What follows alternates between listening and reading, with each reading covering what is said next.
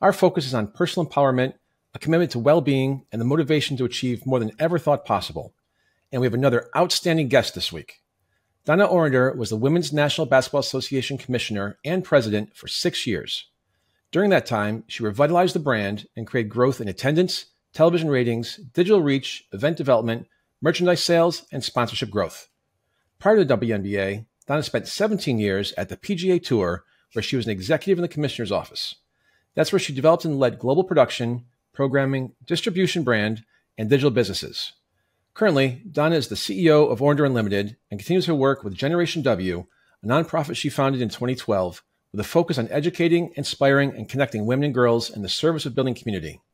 A Hall of Fame athlete at Queens College and an inductee in the International Jewish Sports Hall of Fame, Donna is a sought-after speaker on leadership, teamwork, motivation, and gender and diversity issues. Donna Orender, welcome to Next Steps Forward. Thank you, Chris. I wanted to applaud you after that beautiful introduction. I was really inspired. Well, you're very inspiring, so I appreciate you giving me something to read here, so thank you. Well, it wasn't my introduction, it was the introduction to you, but okay. Let's have some fun today. Let's. So let's just go right to it. We have to talk about what, or I should say who, everyone in the sports world and beyond is talking about, Caitlin Clark. Yes. You know what? I don't think I've had such joy in talking about something as much as I have her, right? She gives you plenty to talk about, right? Well, she is, a generational player among many. I know I've always said that she rises, right, thanks to the hard work and the pioneering play of so many, not only that have come before her, but also play beside her.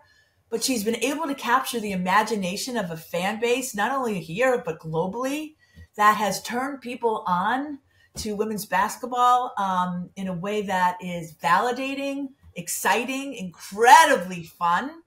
And also, really is building a business in a way that we always knew could be built. But thank you, Caitlin. It's funny you talk about how she's raising the visibility and profile of the game, and certainly for women athletes. And my wife and I have a 12-year-old son who's a big baseball player, loves ESPN. That's always on in the kitchen when he and I are making some food.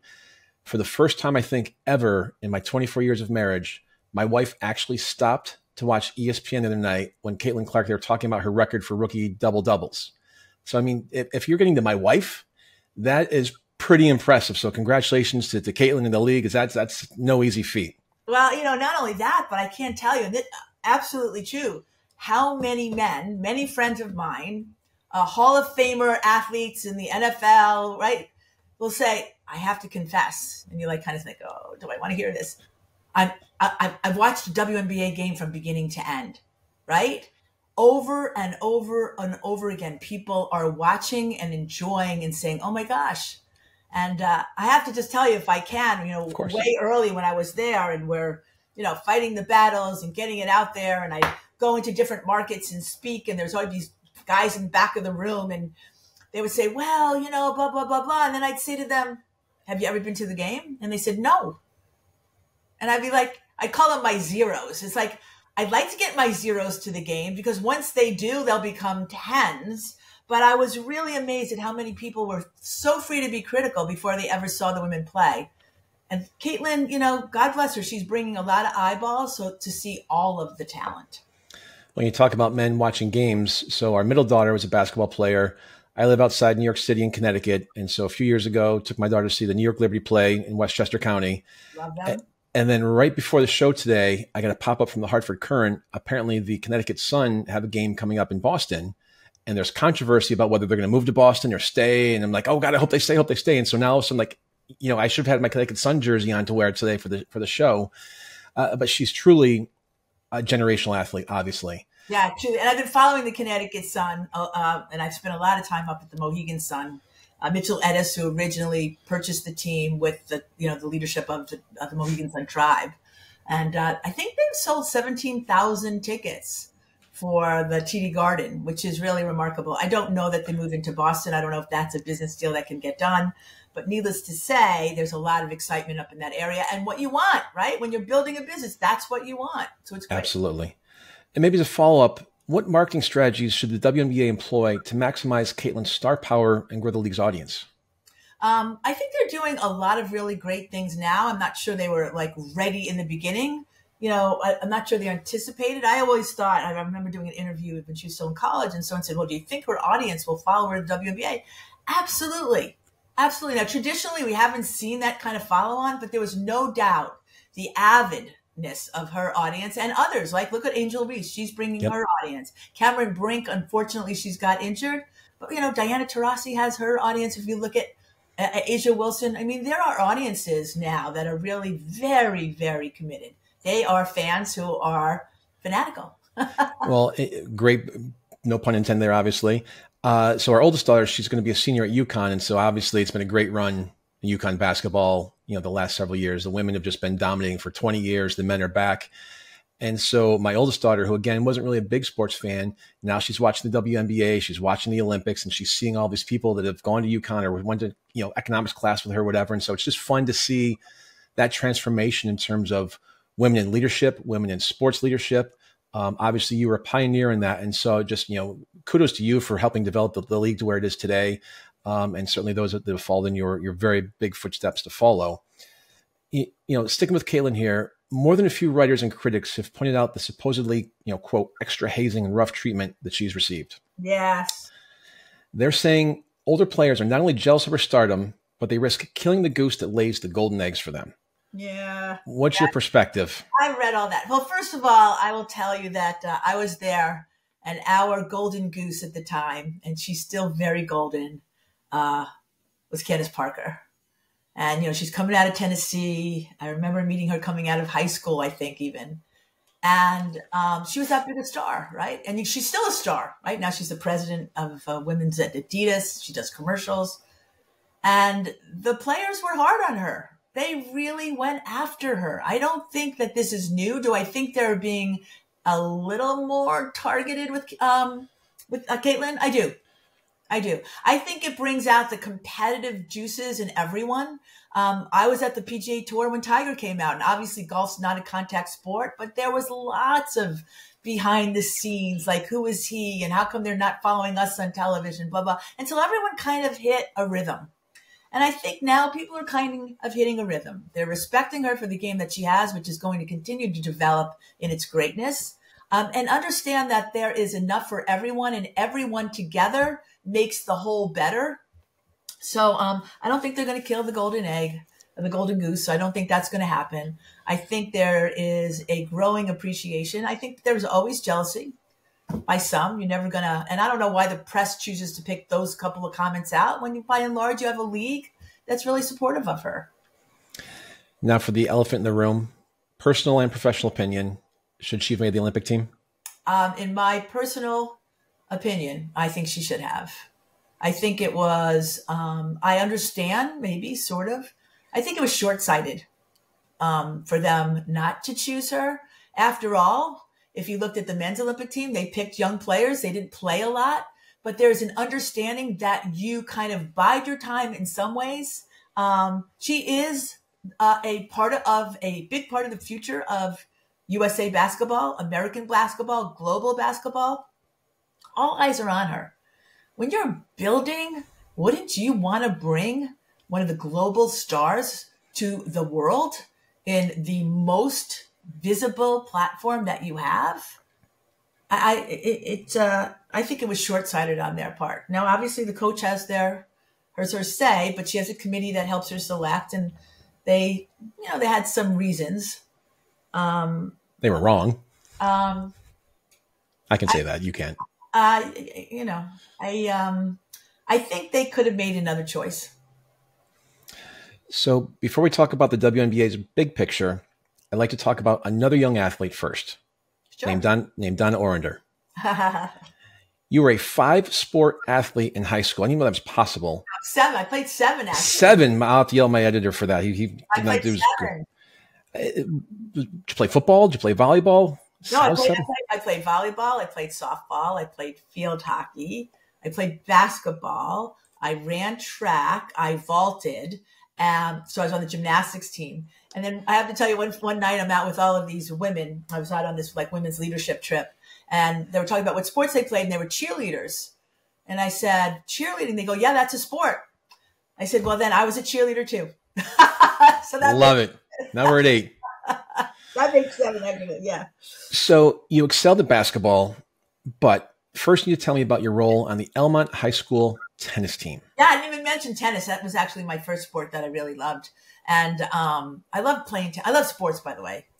I love the freedom it can give you, right? It builds you physically. You can have this sense of presence. I know that you support those in the military in such a wonderful way. And I'll never forget when I took my son to West Point to watch a women's basketball game. And he didn't really know where we were. And he looked around, he goes, Mom, they do a lot of working out here. I think I want to come, right? So there's just this sense of physical freedom, but also this idea of mental and emotional connectivity to it all.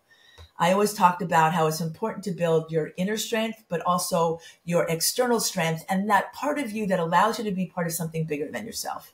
And I think sports has always done that for me, and I know that it does for so many. I don't care what level of sports you play, but play, and I don't care how old you are, play, because it's such a valuable, valuable thing in our lives. So for me, I played all those sports. I found tennis. I wanted to excel at tennis. I was recognized for my tennis. And I wanted to play at my high school, and I couldn't because there was no girls' tennis team. And so I don't know, honestly, I was 14. I don't know whatever came into me, but I decided I would ask the coach if I could play on the boys' tennis team. And there was nothing around me that ever said that that was possible. I don't know that I've ever let that excuse or lack of seeing something inhibit my ability to see something and then be able to say, why not? And so I asked the coach. He was this old Marine. He maybe wasn't that old, but he was a lot older than me. He had gray hair. I thought he was old. He was a really nice man. He had a scruffy voice. And he's like, you want to play on the boys' tennis team? I'm like, yeah. He goes, and he told me, be here on Friday at 4:00. And I had to play a guy who's a friend of mine. And if I beat him, I was going to be on the boys' tennis team. And like many young women of my day, but I hear not so much. I know maybe still every day is like, I really like Marty. Should I beat him? And I'm like, yeah, let's beat him. And so I did. And I made the boys' tennis team. And I was always really proud of that. I mean, I think every time you build in your life, and I always say to people who say, well, how do I do this? Think back in the times in your life where you made an incremental change or push or success. And hold on to that. And remember that built a muscle memory in your body, as well as an emotional memory in your brain. And you can build on that. And so once I knew that I could do that, I think it encouraged me to continue to think in that way.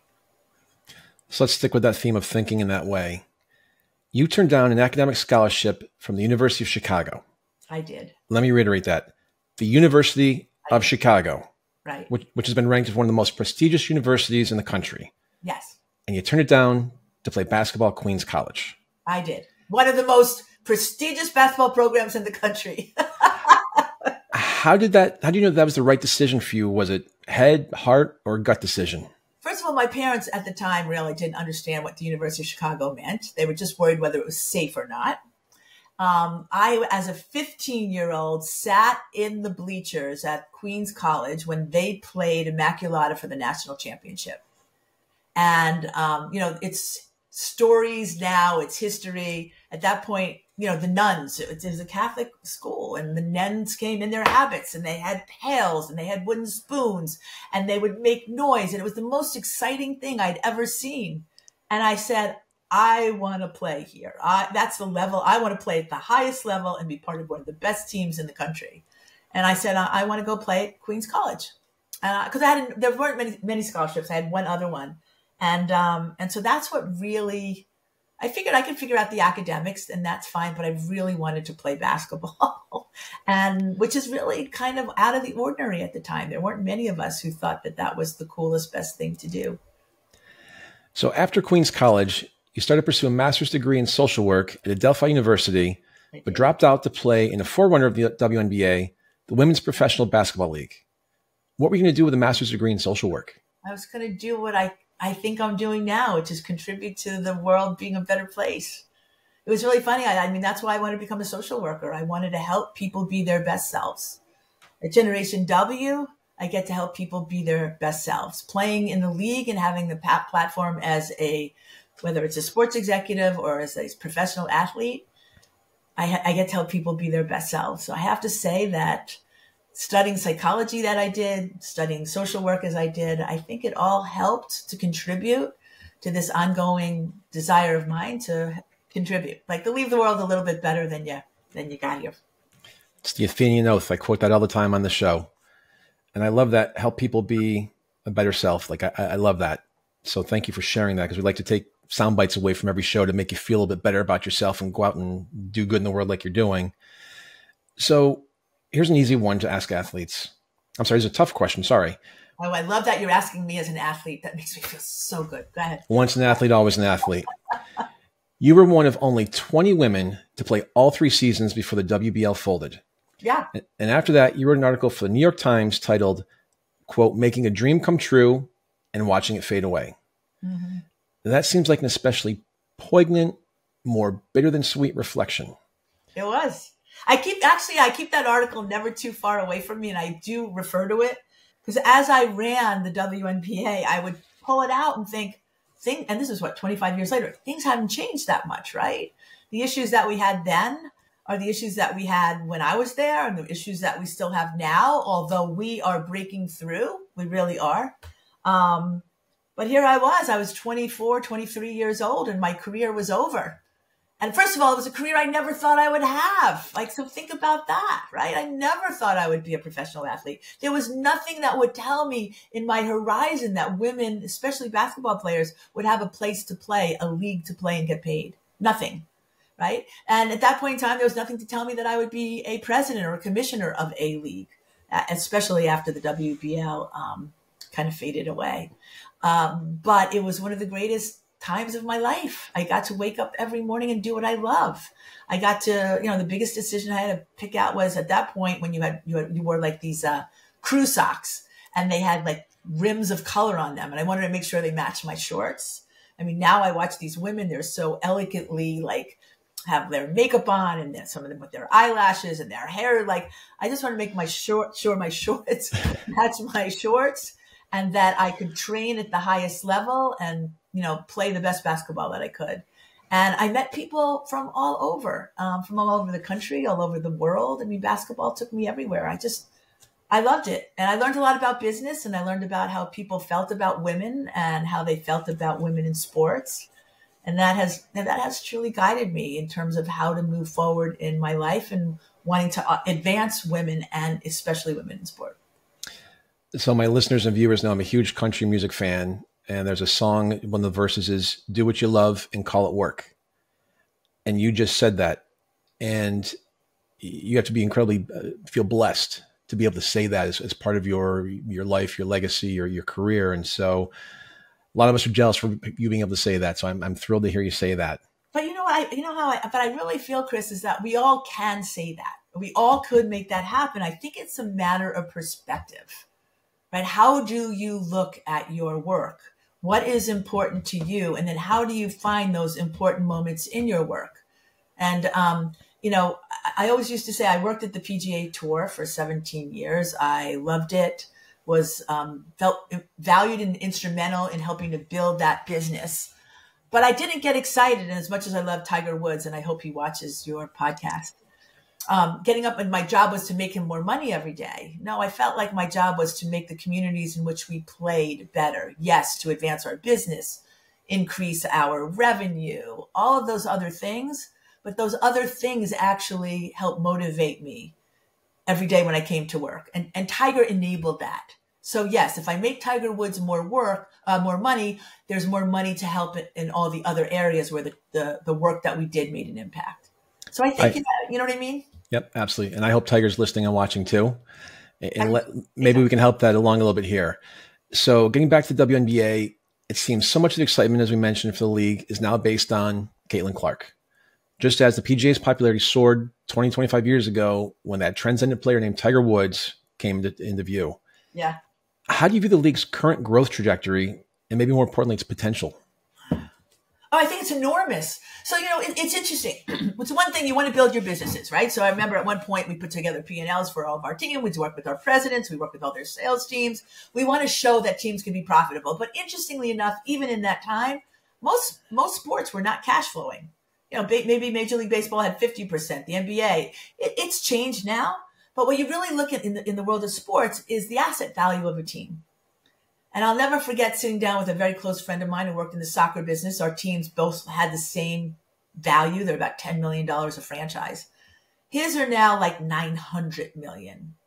For the first time since the WNBA launched, asset value has dramatically increased, right? We're seeing $100 million valuation. The Dallas Wings just recently announced, Greg Bibb, that they sold off small units, small matters, that would give them a $208 million valuation.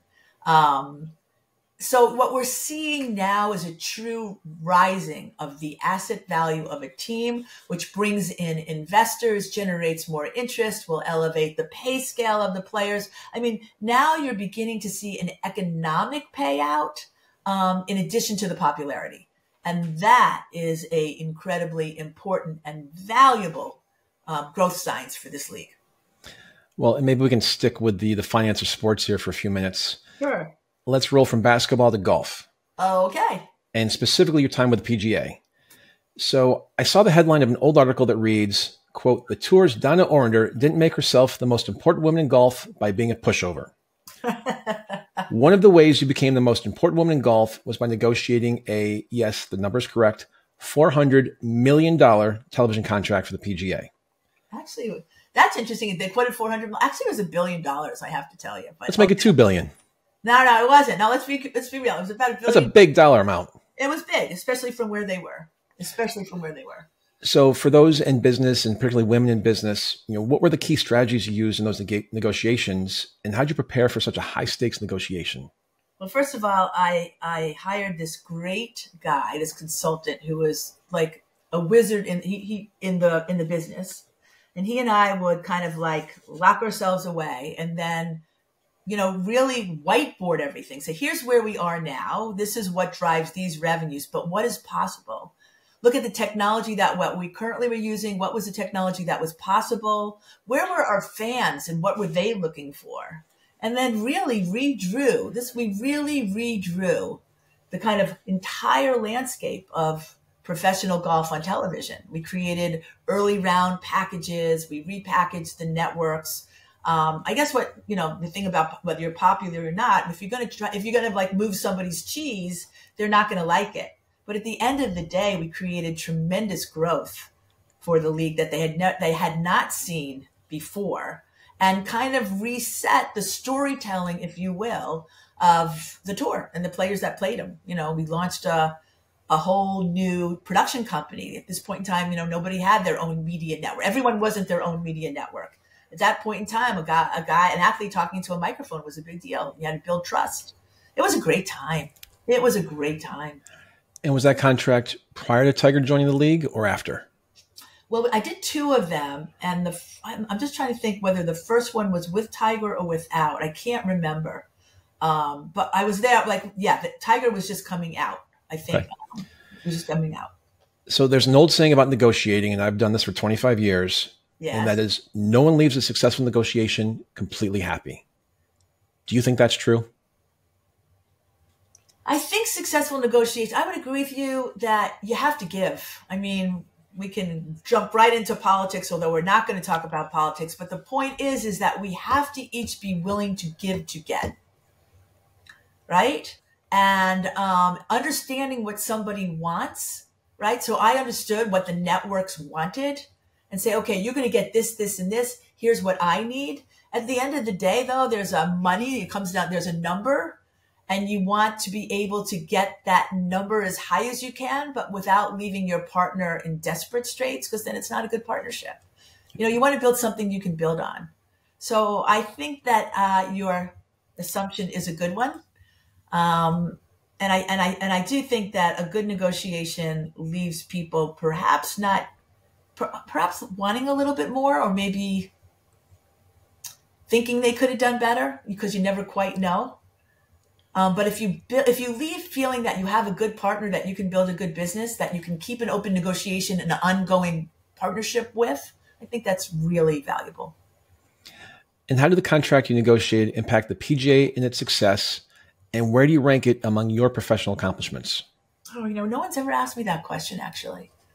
I think any deal or any change has to be appreciated within the context of when it would happen. And I would say in the context of time, of where the PGA Tour was in its business and what we were able to accomplish, I think it's one of the top highlights of my career in being able to achieve what we did. We created the World Golf Championships, which you see today. We created early round coverage, which you see today. We set the stage for all their digital coverage that you see today. We launched PGAtour.com. I mean, we did a tremendous, we launched PGA Tour Radio. That was one of my favorite stories, right? We have all this advanced technology. And I was a kid who used to listen to Ralph Kiner and the New York Mets with my dad in the garage. And I remember that intimate feeling, like being with my dad, and he loved the Mets. So of course I loved the Mets. And I thought, you know what? I watched every minute I could of PGA Tour golf because I needed to for my work. But I said, wouldn't it be great that I could put it on the radio and just listen to it? And, now with all of the streams that we have, people will say, oh, of course, easy. But at that point, people thought I was crazy. What? You're going to put PGA Tour golf on radio? They couldn't separate the fact that, yes, you can listen to baseball. And sure enough, I found a great partner in Sirius. At that point, it was XM Radio. And Eric, and we created it, and it's thriving today. Did you ever think when you were playing basketball in college with the nuns with their wooden spoons and the buckets and their version of a cowbell, for lack of a better word, that you would have become the sport powerhouse that you have? I don't know that I would consider myself a sport powerhouse, but no, I never had that vision, Chris. I never did it, and I'll tell you, this weekend I was in Philadelphia. I'm the commissioner of baseball for basketball for this USA team that will be going to another country next summer. And I had to recruit about 25 coaches, basketball coaches, men and women. And I was really, really touched when one of my young coaches, he's probably in his 30s, and he said to me, I consider you a mentor. You're teaching me about leadership. And I looked at him and it was really kind and it was sweet. And I'm thinking in my heart, I'm just a kid wearing my shoes, my basketball shoes, just want to play just like you. And I had to remember, wait, I have accomplished a lot and I've been in a lot of places, so I probably have wisdom to share. No, that's congratulations to you and all you've done. We mentioned earlier the show is about personal empowerment. You've touched on this a little bit. Now maybe we can get into a little bit more of your passion. Yeah. Empowerment is the cornerstone of Generation W, the nonprofit you founded that's highly respected for its holistic approach of combining education, mentorship, and community support to help women and girls reach their full potential. Was there a specific event that led you to create Generation W, or was it more of a long-running sense that more needed to be done to empower girls and women? I think there were several, probably. I mean, the first one I recall, it was a long time ago. There was this a woman, her name was Lauren Zelaznik, who worked at Bravo and then NBC. And at the time she was at NBC, and she brought together like 50 women from different industries to NBC, because NBC had the women of NBC, and I was invited. And sports industry, there's oil and gas, finance, media, across the gamut. And I kind of just sat there and I looked around the room and I realized that there was this genuine, authentically passionate joy for all of these women coming together. And in those days, there just wasn't those opportunities, but it struck me so deeply.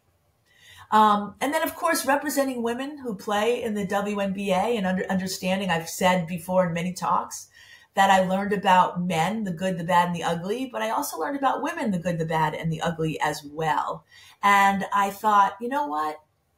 I was really surprised. I wasn't even prepared for kind of the racism, the sexism, the homophobia, all those things that kind of come out working where I was, selling what I was, championing what I was.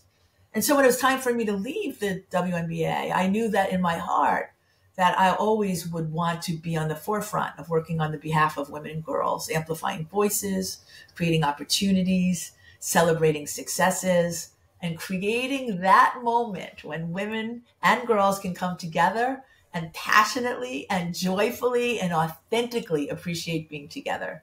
And that was the beginning of Generation W. how do you measure the success of Generation W's programs and initiatives? Well, we celebrated our 13th year. We have, and we continue to expand. We launched Generation WOW, which is for our teen girls. We've touched over 12,000 teen girls' lives. We are now in the process of expanding nationally. We do an annual event called Generation WOW, and then we have programs and clubs in schools. We're attracting attention and funding, and most importantly, girls, because we really built our program thanks to the voices of girls who told us what they wanted. And so our ears always to the ground or out in the air saying, okay, what is needed and how do we help address providing for those needs? Now, you just mentioned that Generation WOW focuses on young girls and teens. What do you hope that they take away from the program, and how do you see it shaping their futures? Well, our overarching ethos, our philosophical ethos is the positive and the positive, right? So I know you, it's all about attitude and perspective. And so when you come in, if you understand, right, that you have a way to positively shape the world as hard as it is. And listen, we're not Pollyanna. Girls, this world is hard, right? But there's possibilities in that hard world. And we can do this world. We can do it together. That's what we do. And so we spend a lot of time with these girls. I wrote a book called Wowsdom. When you take the wow of girls and the wisdom of women, it's called The Positive Possible, the Girl's Guide.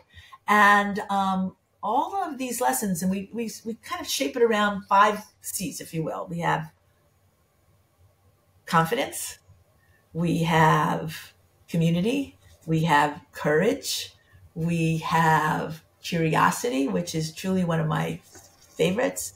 And the biggest superpower I think we all can have, like me meeting you today, it's about connection, right? How do we connect not only with ourselves, but with others? And so we know we're making a difference because the girls are telling us we're making a difference. We know we're making a difference because the women tell us we're making a difference. And so that is really the fuel, the fire that keeps us moving forward. So you briefly mentioned your book, and I can't let you get away without asking you to put in a plug for your best-selling book, Wowsdom, The Girl's Guide to the Positive and the Possible. Where can our audience find it? Right here on my table, if you'd like one. I can hold it up. You can find it on Amazon, or you can just reach out to us at genwnow.com, which is our website, and then we can ship you one. I think it's a really beautiful book. A friend of mine said, if you're going to do a book, do one that's different. So every page is hand painted by this fantastic artist. It's interactive for the girls, but truthfully, it's for the girl and all of us. And so my mom would read it at night, and she'd call me and she goes, oh, I had tears in my eyes. I said, why, Mom? She goes, well, the stories are so good. And I tend to pick it up a lot because we use it for reference, and we just launched our, next school year. And I have to say, it's still really relevant and resonant. And we're now looking at our next edition. And we do letters every year. It's one of the practices we do letters to my younger and older self. So we have probably 100 more of those that we can share. And I think there's this trust that comes when you understand how people have struggled and they're willing to share, how they've soared, how they have scored, how they've fallen down and stumbled. And yet, what they're letting you know is, if I can do life, you can do life. And so that we're not alone. And so there is this real community connectivity about not being alone. And in the world we live in, especially with the impact of social media, which gives us tremendous connectivity, but at the same time, paradoxically isolates us, it's important to know that there are real people who really care about us, so that we can soar. We've got about 2 or 3 minutes left. If you could give one piece of advice to women aspiring to create their own initiatives or nonprofits, what would it be? Oh, wow. I'm looking to my right here. I keep on my bulletin board. So every day I have little sayings that I keep up there. And I would say the first one that came to mind is have the courage of your convictions. Have the courage of your convictions, right? If you think you can do it, then you can try it. And I would also say on that same line, right, that failure is part of success. That, you can have your courage, you can be conviction, you can be convicted. This is what I want to do. And if it doesn't work out, that's okay, because you're learning. Every step of the way, you're learning. And if you're open to that learning, then you will succeed. You'll find it. It could take some people longer than others, but being open to it is probably the most important thing. And you have to be courageous, because it could be scary. There's always going to be people telling you can't do it. Maybe they're right, but you know what? You got to go for it. You got to try, right? You don't unless you try. And like you said, failure is part of success. Yes. Donna Orender, we were cut short due to tech issues. I'm really sorry about that. I would love to have you back, because this was just so inspirational, educating. I was raised by a single mom. And so, seeing somebody like you is just awesome, for lack of a better word. So thank you for being us today. It was a real pleasure and honor. Oh, no. Thank you for finding me. And I'm really so sorry about. No, that happens. I hope you do more. That'd be great. It gives you an excuse to come back. Thank you, Chris. Appreciate you and your time. And thank your team from me as well. I will. And thank you to our audience, which now includes people in over 50 countries, for joining us for another episode of Next Steps Forward. I'm Chris Meek. For more details on upcoming shows and guests, please follow me on Facebook at facebook.com/Chris Meek Public Figure, and on X at Chris Meek_USA. We'll be back next Tuesday, same time, same place, with another leader from the world of business, politics, public policy, sports, or entertainment. Until then, stay safe and keep taking your next steps forward.